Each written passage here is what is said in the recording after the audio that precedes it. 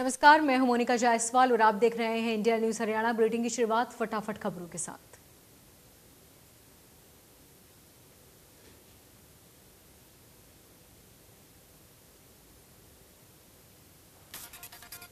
प्रधानमंत्री मोदी आज Tokyo Paralympic में भाग लेने वाले भारतीय एथलीटों से मुलाकात की। इस दौरान खिलाड़ियों ने पीएम मोदी से पैरालंपिक के अनुभव भी साझा किए।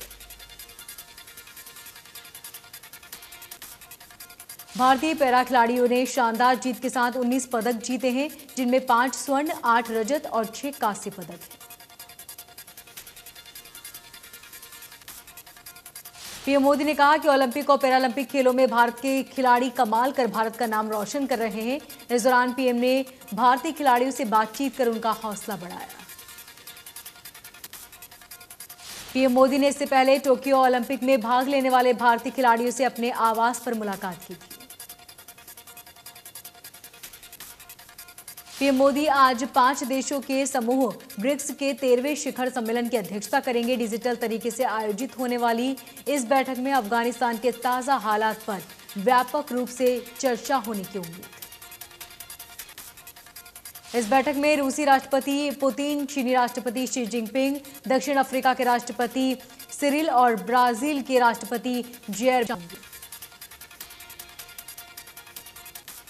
अफगानिस्तान में तालिबान ने अपनी नई सरकार का ऐलान कर दिया। तालिबान के संस्थापक आतंकी मुल्ला उमर का बेटा मुल्ला याकूब को अफगानिस्तान का नया रक्षा मंत्री बनाया गया।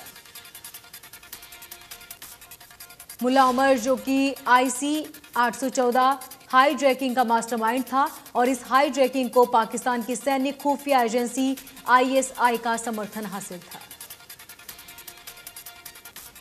चुनाव आयोग ने पश्चिम बंगाल और तमिलनाडु सहित 5 राज्यों में राज्यसभा की 6 सीटों पर उपचुनाव का ऐलान कर दिया। इन 5 राज्यों में तमिलनाडु की 2 और पश्चिम बंगाल, असम, महाराष्ट्र और मध्य प्रदेश में 1-1 सीट शामिल है। इन सीटों पर 4 अक्टूबर को मतदान होना है। करनाल लाठीचार्ज के विरोध में किसानों का प्रदर्शन जारी। किसानों और प्रशासन के बीच मंगलवार को हुई बेनतीजा बातचीत के बाद बुधवार की बैठक में भी कोई हल नहीं निकला।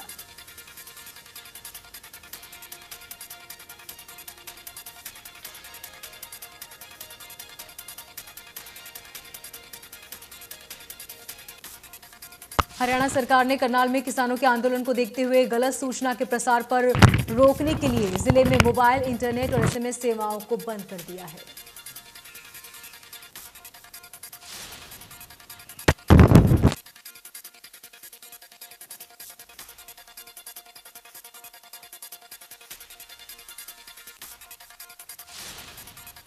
करनाल जिला सचिवालय के बाहर किसानों का धरना जारी। किसान मिनी सचिवालय के बागर टेंट लगाकर बैठे हैं। वहीं पुलिस फोर्स भी जिला सचिवालय तैनात है। करनाल रेंज के IG ममता सिंह लगातार जिला सचिवालय के राउंड पर हैं। मीडिया से IG ममता सिंह ने कहा कि पुलिस प्रशासन की तरफ से संयम बरता जा रहा है। किसानों के धरने पर गृह मंत्री अनिल विज का बयान। उन्होंने कहा कि हम निष्पक्ष जांच करने को तैयार, जो भी दोषी होगा उन पर सख्त कार्रवाई होगी। उन्होंने कहा कि किसी के कहने पर किसी को फांसी पर नहीं चढ़ा देंगे। मामले में सिर्फ जायज मांगी ही मानी जाएगी। कुरुक्षेत्र सांसद नायाब सैनी ने केंद्र सरकार द्वारा रबी फसलों के MSP में हुई बढ़ोतरी पर खुशी जाहिर करते हुए पीएम सरकार द्वारा लगातार किसानों की आय को बढ़ाने और फसलों पर लागत को कम करने का प्रयास किया जा रहा है। उन्होंने कहा कि सही मायने में बीजेपी ही किसानों की हितैषी सरकार है। विपक्ष अपने कार्यकाल के दौरान किसानों को 1 से 10 रुपए का मुआवजा राशि के चेक भेजकर उनका मजाक उड़ाया था, उसे भी याद करना चाहिए। किसान आंदोलन पर पूछे सवाल के जवाब में कहा कि किसान आंदोलन को चलाने वाली ताकतों के बारे में जनता को सब पता है। गन्ना किसानों के लिए प्रदेश सरकार का बड़ा फैसला। गन्ने के दाम में 12 रुपए प्रति क्विंटल बढ़ोतरी। प्रदेश में गन्ने का रेट 362 रुपए प्रति क्विंटल हुआ। कृषि मंत्री JP दलाल ने बड़े दाम की घोषणा की। इस दौरान सहकारिता मंत्री डॉक्टर बनवारी लाल मौजूद रहे। कांग्रेस के राज्यसभा सांसद दीपेंद्र हुड्डा ने करनाल में किसानों के धरने के तीसरे दिन जारी रहने को कहा। केंद्र सरकार को जल्द से जल्द किसानों से बातचीत कर समस्या का समाधान निकालना चाहिए। द्वारा विभिन्न फसलों पर एमएसपी बढ़ाए जाने का किसानों ने स्वागत किया है। किसानों का कहना है कि एमएसपी हर साल बढ़ानी जानी चाहिए। इससे किसानों की आर्थिक स्थिति मजबूत होगी और किसान खुशहाल होगा। यमुनानगर के ब्लॉक कृषि अधिकारी ने कबा की सरसों, जौ, चना, मसरी और सूरजमुखी की एमएसपी में भारी बढ़ोतरी की है, जिससे किसानों को भारी लाभ होगा। कैथल में लगने वाले बायोगैस प्लांट का ग्रामीणों ने विरोध किया। ग्रामीणों ने किसान यूनियन के साथ मिलकर विरोध जताया। किसानों का कहना है कि गांव की जमीन का निजीकरण नहीं करना चाहिए। करोड़ों की जमीन बिना अनुमति निजी हाथों में दी जा रही है। विरोध में ग्रामीणों ने लघु सचिवालय का घेराव किया। 15 एकड़ पंचायती जमीन पर प्लांट लगाया जा रहा है। अंबाला में मेयर शक्ति रानी शर्मा ने जनता दरबार लगाया। जनता दरबार में लोग अपनी समस्या लेकर पहुंचे। मौके पर ज्यादातर समस्याओं का समाधान किया जा रहा है।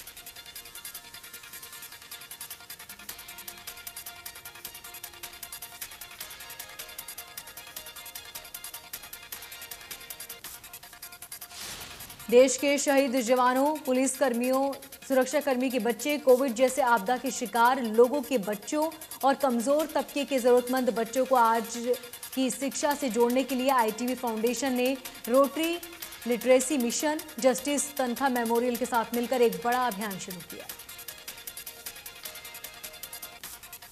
इस अभियान का नाम फर्स्ट इन क्लास तकनीकी के जरिए बच्चों को आधुनिक शिक्षा से जोड़ने की क्रांतिकारी हथियार है।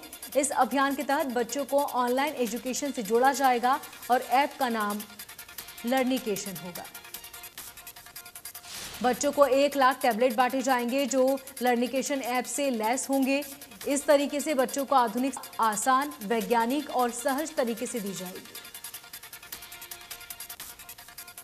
Right to service commissioner chairman TC Gupta ने गुरुग्राम पहुंचकर अधिकारियों की बैठक ली। एक्ट के तहत दी जा रही सेवाओं की प्रगति की समीक्षा की। आम जनता को भी एक्ट से करेंगे जागरूक। बढ़ती महंगाई और बेरोजगारी के खिलाफ भारतीय मजदूर संघ के पदाधिकारी और कर्मचारियों ने सड़कों पर प्रशासन के खिलाफ विरोध प्रदर्शन किया और उपायुक्त के जरिए से प्रधानमंत्री और मुख्यमंत्री के नाम ज्ञापन दिया। भारतीय मजदूर संघ ने चेतावनी देते हुए कहा कि यदि उनकी आवाज नहीं सुनी गई तो 5 अक्टूबर को पंचकुला में भारतीय मजदूर संघ का एक विशाल रैली कर विरोध जताएंगे। उन्होंने ये भी चेतावनी दी कि जिला रेवाड़ी में हरियाणा पंचायत विकास विभाग के कर्मचारियों को काफी समय से वेतन नहीं मिल रहा। इसके लिए भी इनका धरना प्रदर्शन जारी रहेगा। 3 सितंबर को शीतला माता मंदिर के सामने युवक की हत्या के मामले में 2 आरोपी गिरफ्तार। शिवम और दीपक नाम के 2 युवकों को पुलिस ने गिरफ्तार किया। अपने दोस्त मनन की हत्या का बदला लेने के लिए दोनों युवकों ने भी हत्या की थी। दोनों युवकों के दोस्त मनन की 2020 में शिवाजी नगर में की गई थी हत्या। रक्षाबंधन पर ही जमानत पर बाहर आया था मृतक। शिवम और दीपक जल्द 5 और युवकों की हत्या की तैयारी में थे। देश में कोरोना का खतरा बरकरार। 24 घंटे में 43,000 से ज्यादा नए केस सामने आए। 349 कोरोना मरीजों की जांच चली गई। 40,000 से ज्यादा मरीज रिकवर हुए। महाराष्ट्र में 24 घंटे में 4,174 नए केस सामने आए। एक दिन में 86 मरीजों ने दम तोड़ा। महाराष्ट्र में अब भी 47,000 एक्टिव केस। केरल में 24 घंटे में 30,000 से ज्यादा कोरोना के मामले। एक दिन में 181 मरीजों की मौत। केरल में अब भी 2 लाख से ज्यादा एक्टिव केस। दिल्ली में 24 घंटे में 41 नए मामले, 13 मरीज रिकवर हुए। दिल्ली में अब भी 414 एक्टिव केस।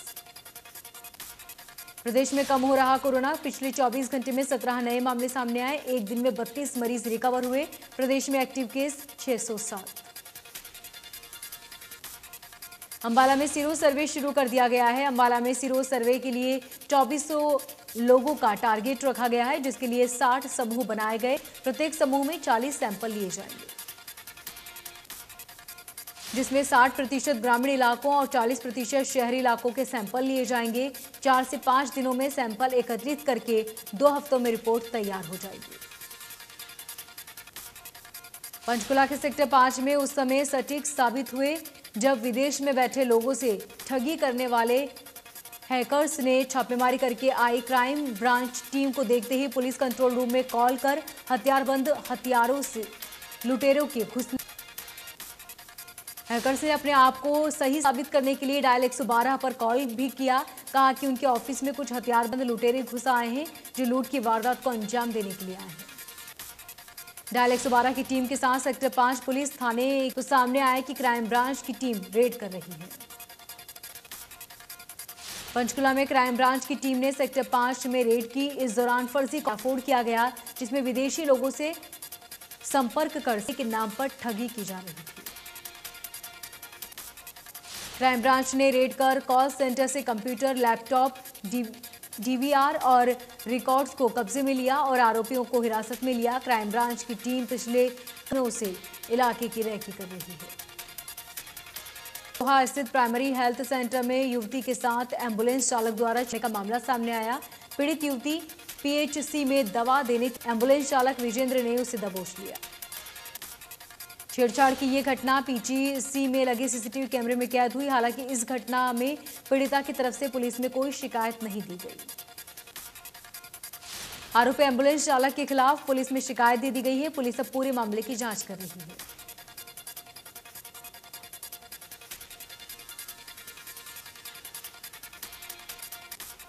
पलवल में युवती ने पुलिस में अपने पति के खिलाफ शिकायत दी। युवती का कहना है कि आरोपी ने खुद को अविवाहित बताकर आर्य समाज मंदिर में शादी करने, शारीरिक संबंध बनाकर वीडियो वायरल करने की धमकी देकर 2 लाख रुपए मांगे। आरोपी ने तीसरी शादी कर उसे जान से मारने की धमकी दी। पुलिस ने पीड़िता के शिकायत पर पति सहित 5 आरोपियों के खिलाफ केस दर्ज कर लिया। हरियाणा रोडवेज संयुक्त कर्मचारी संघ की स्तरीय बैठक हुई।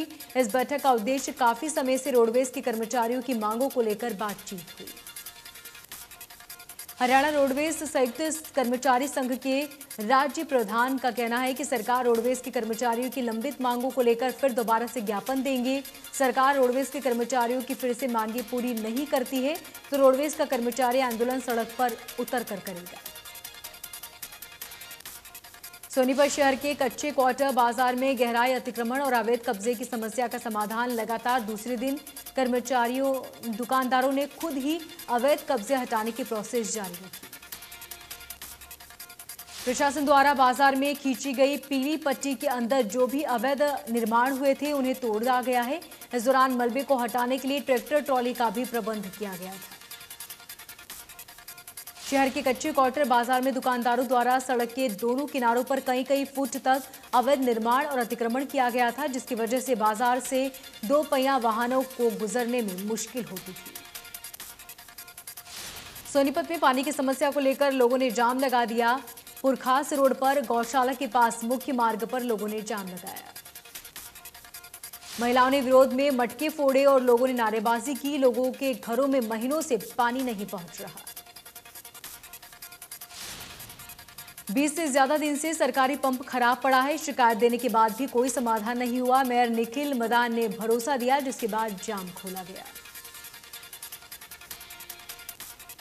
कैथल के गांव में वर्षों पुरानी पानी निकासी की समस्या ने लोगों को अपने ही घरों में जीना मुहाल कर दिया। पानी की निकासी न होने के कारण गंदा पानी खाली पड़ी जगह पर भर जाता है। विभाग की तरफ से गांव में पानी के खेतों तक पहुंचाने के लिए पंप लाइन लगाई गई थी, लेकिन इसके बाद भी गांव की एक समस्या का समाधान नहीं हुआ। ग्रामीणों ने बताया कि आबादी बढ़ने के बाद ये समस्या गंभीर होती जा रही है, जिसके समाधान के लिए संबंधित विभाग के अधिकारियों से कई बार गुहार लगाई, लेकिन आज तक समाधान नहीं हुआ। सोनीपत शहर के कच्चे क्वार्टर बाजार में गहराई अतिक्रमण और अवैध कब्जे की समस्या समाधान निकाला जा रहा है। लगातार दूसरे दिन दुकानदारों ने खुद ही अवैध कब्जे हटाने की प्रोसेस शुरू की। प्रशासन द्वारा बाजार में खींची गई पीली पट्टी के अंदर जो भी अतिक्रमण निर्माण हुए थे उन्हें तोड़ा गया। शहर के कच्चे क्वार्टर बाजार में दुकानदारों द्वारा सड़क के दोनों किनारों पर कई कई फुट तक अवैध निर्माण और अतिक्रमण किया गया था, जिसकी वजह से बाजार से दो पहिया वाहनों को गुजरने में दिक्कतें होती थी। केएमपी पर एक ट्रक संतुलन बिगड़ने से नीचे जा गिरा, जिससे ट्रक चालक की मौत हो गई। हादसे में एक व्यक्ति घायल हो गया, जिसे पीजीआई हॉस्पिटल में रेफर किया गया। मृतक चालक की पहचान सुखप्रीत पुत्र बलविंदर गांव मुकत्सर पंजाब के रूप में हुई है। सूचना मिलते ही पुलिस मौके पर पहुंची और मृतक के शव को पोस्टमार्टम के लिए भेजा। कैथल में नीम साहब गुरुद्वारा में भिड़े दो पक्षों में भिड़ंत, दोनों पक्षों के बीच जमकर फायरिंग हुई। वहीं फायरिंग में 6 लोग घायल हो गए। सरपंच प्रतिनिधि पर फायरिंग करने का आरोप लगा। अवैध कब्जे को लेकर पंचायत हो रही थी और पंचायत के बीच ही आरोपियों ने फायरिंग की। सिरसा में मारपीट का हैरान कर देने वाला मामला सामने आया। मुकेश नामक एक युवक को करीब 25 लोगों ने जमकर पीटा, तेजधार हथियारों से हमला कर और बाद में उसे पीट कर चोरी कबूल करवाई, साथ ही वीडियो भी वायरल कर दिया। घायल के परिजनों ने नारे प्रदर्शन किया। पीड़ित के भाई ने हमलावरों के खिलाफ सख्त कार्रवाई की मांग की। पुलिस प्रशासन पर भी गंभीर आरोप लगाए। झज्जर में पुलिस से कार छीनकर भाग रहे 2 बदमाशों को दबोच लिया, जबकि महिला सहित इनके 4 साथी अंधेरे का फायदा उठाकर भागने में सफल हो गए। पुलिस ने घटना में शामिल सभी आरोपियों के किसी बड़े गैंगवार में शामिल होने की आशंका जताई। 2 आरोपियों को पुलिस ने कार सहित दबोच लिया, जबकि एक महिला सहित इन आरोपियों के से अंधेरे का फायदा उठाकर खेत की तरफ भाग निकले। फरीदाबाद का अधिजिला कंप ने भाटी माइंस अरावली पहाड़ी से युवक का शव बरामद किया। युवक 2 दिन पहले दोस्त की स्कूटी लेकर घर से निकला था। परिजनों ने युवक को कहीं छुपाने का शक जताया था। हिसार में लगातार एक के बाद एक धोखाधड़ी के कई मामले सामने आए। ताजा मामला हिसार की महावीर कॉलोनी का है, जहां सुनीता रानी से तांत्रिक ने 3.5 लाख रुपए की कीमत का सोना ठग लिया। पीड़िता ने सिटी थाना पुलिस में शिकायत दी। शिकायतकर्ता के अनुसार उसके पति एक प्राइवेट टेलर का काम करते हैं और उसके 2 बच्चे हैं। उसके पति ने सरकारी बैंक में लोन अप्लाई कर रखा था, लेकिन लोन न मिलने से परेशान और बढ़ गई। 7-8 महीने पहले उसने तांत्रिक का एक इश्तिहार पढ़ा, जिसमें लिखा था कि अपनी घर की कोई भी परेशानी 12 घंटे में निजात पाएं और वरना पैसे वापस। फिलहाल पुलिस ने मामला दर्ज कर लिया है। चरखी दादरी में हिसार विधायक कमल गुप्ता का भारी विरोध हुआ। किसानों ने सड़कों पर जमकर प्रदर्शन किया, जिसकी वजह से जाम लग गया। किसानों द्वारा विरोध को लेकर उनसे पूछने पर उन्होंने बताया कि किसी दूसरे का रास्ता रोकना गलत है। लोकतंत्र में सबको अपनी बात रखने का अधिकार। फरीदाबाद की पर्वतीय कॉलोनी में 22 फुट रोड पर रहने वाले लोगों ने सरकार और स्थानीय पार्षद के खिलाफ जमकर नारेबाजी की। लोगों का कहना है कि पर्वतीय कॉलोनी की सड़कों को सरकार ने बनवा दिया, लेकिन उनको रोड का आज तक हाल बुरा है।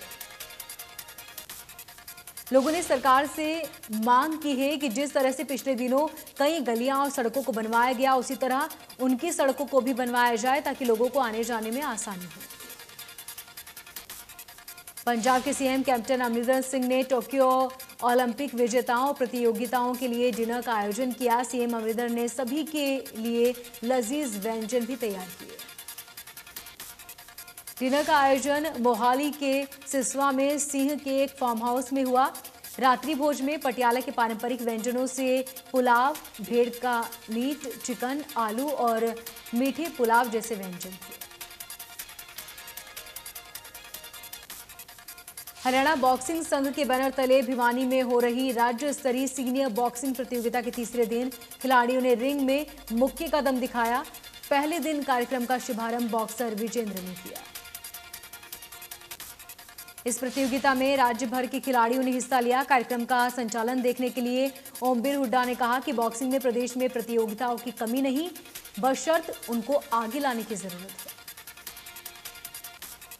उन्होंने कहा कि बॉक्सिंग संघ की तरफ से आयोजित इस प्रतियोगिता में खिलाड़ियों का हुनर हुजूम उमड़ा है।